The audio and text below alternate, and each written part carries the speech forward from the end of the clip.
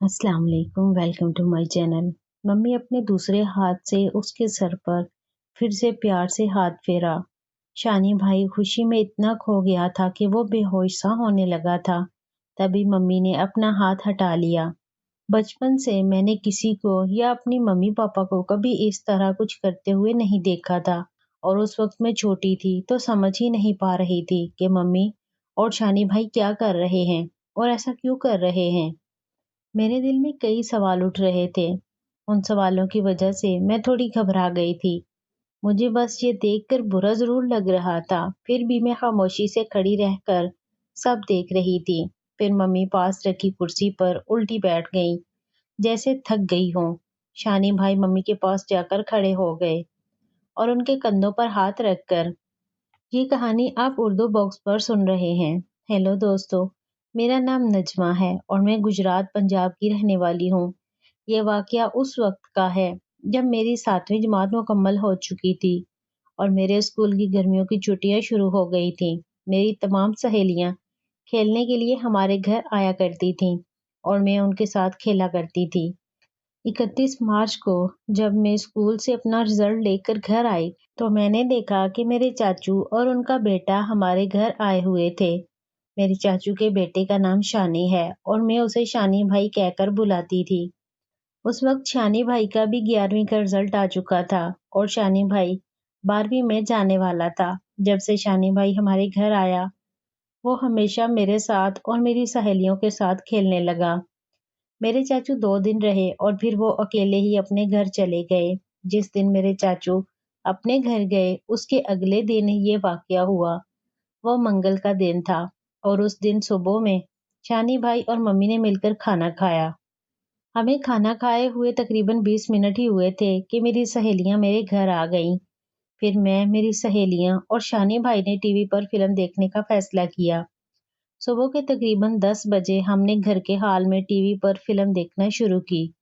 वो एक comedy film थी, इसलिए हम सब फिल्म देखने में बहुत मगन हो गए और आसपास क्या हो रहा था उसका हमें कोई होश नहीं था। हम टीवी पर फिल्म देख रहे थे कि तभी मम्मी हॉल में आई और उन्होंने मुझे और शानी भाई से कहा, मैं बाजार जा रही हूँ और 2-3 घंटे लग जाएंगे।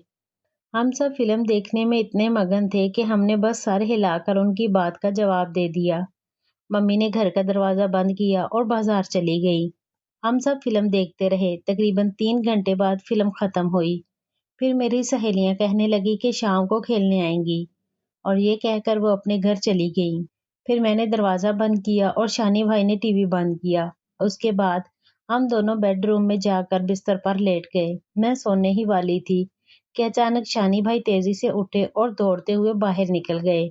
मैं घबरा गई और सोचने लगी कि इन्हें क्या हुआ, ये अचानक क्यों भाग गए। ये सोचकर मैं भी जल्दी से उठी और उनके पीछे दौड़ पड़ी। वो दौड़ते हुए बाथरूम की तरफ गए और उन्होंने बाथरूम के दरवाजे पर जोर से धक्का मारा और बाथरूम के अंदर चले गए। ये कहानी आप उर्दू बॉक्स पर सुन रहे हैं। बाथरूम की खिड़की खुली हुई थी, इसलिए मैं डरते हुए बाथरूम की खिड़की के पास गई और अंदर झांकने लगी। अंदर मेरी मम्मी बैठी कपड़े धो रही थी और शानी भाई हाथ में पाइप पकड़े उनके सामने खड़ा शू शू कर रहा था। मम्मी को सामने देखकर शानी भाई का चेहरा डर से पीला पड़ गया और मुंह खुले का खुला रह गया, जैसे उसे समझ ही नहीं आ रहा था कि क्या हो रहा है। वो मम्मी के चेहरे की तरफ देखे जा रहा था। मम्मी के चेहरे को देखकर ऐसा लग रहा था जैसे अचानक ये सब देखकर उन्हें भी एक बड़ा झटका लगा हो। वो भी उसकी तरफ देख रही थी। कुछ सेकंड तक शानी मम्मी के चेहरे की तरफ देखता रहा और मम्मी भी उसे देख रही थी। कुछ सेकंड बाद शानी भाई को थोड़ा होश आया। शानी भाई डर के मारे कांपने लगा। तभी अचानक मम्मी ने अपने सामने रखे कपड़ों की बाल्टी को एक तरफ सरकाया और खड़ी हो गई। अब शानी भाई और भी ज्यादा डर गया और उसका चेहरा रोने जैसा हो गया। वो डरते डरते पीछे हटने लगा और मम्मी से माफी मांगने लगा। जब वो डरते डरते पीछे हट रहा था तो उसके दोनों हाथ डर के मारे कांप रहे थे, जैसे वो भूल गया हो कि क्या करना है। उसके बाद शानी भाई डरते हुए बोला, सॉरी ताई, गलती से हो गया। मुझे सच में नहीं पता था कि आप बाथरूम में हैं। मुझे लगा कि आप बाजार गई थीं। अगर आपने ये बात मेरे पापा को बता दी तो वो मुझे बहुत डांटेंगे। میں پھر کبھی ایسا نہیں کروں گا۔ مجھ سے یہ غلطی سے ہو گیا، سچ میں معاف کر دو پلیز۔ اصل میں مجھے بھی پتا نہیں چلا کہ ممی کب اور کیسے بازار سے گھر واپس آئی تھیں۔ شاید ہم فلم دیکھنے میں مصروف تھے، تبھی ممی بازار سے گھر آ گئی تھی اور اسی لیے ہمیں ممی کے گھر آنے کا پتہ نہیں چلا۔ ممی نے شانی بھائی کو رکے رہنے کے لیے کہا، تب وہ ڈر کے مارے کانپتے ہوئے رک گیا۔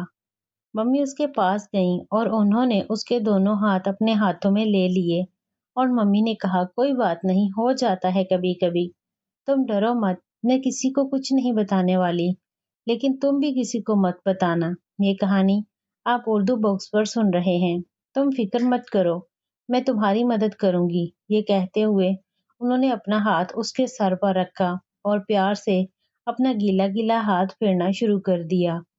ممی بڑی نفاست اور تجربہ کار عورت کی طرح ہاتھ پھیر رہی تھی۔ وہ اسے اپنے ہاتھوں سے نرمی سے سہلا رہی تھی۔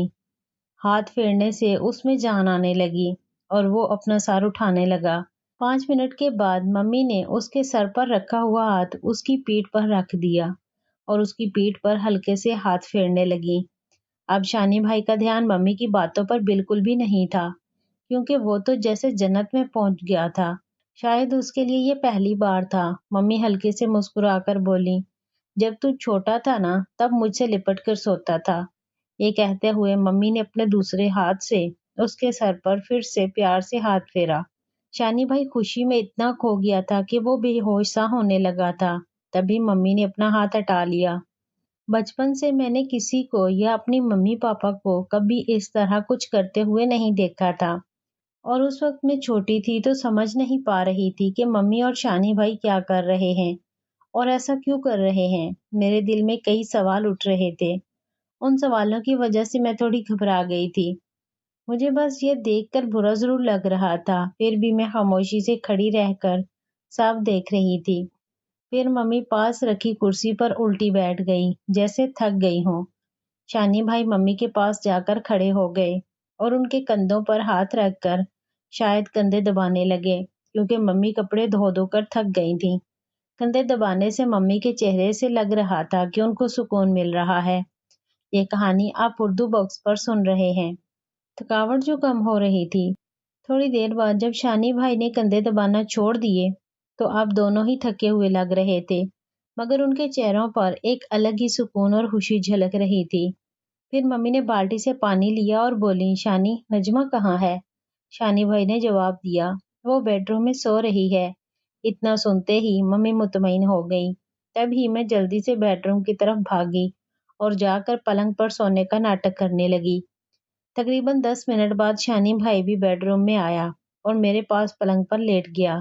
وہ شاید نہا کر آیا تھا۔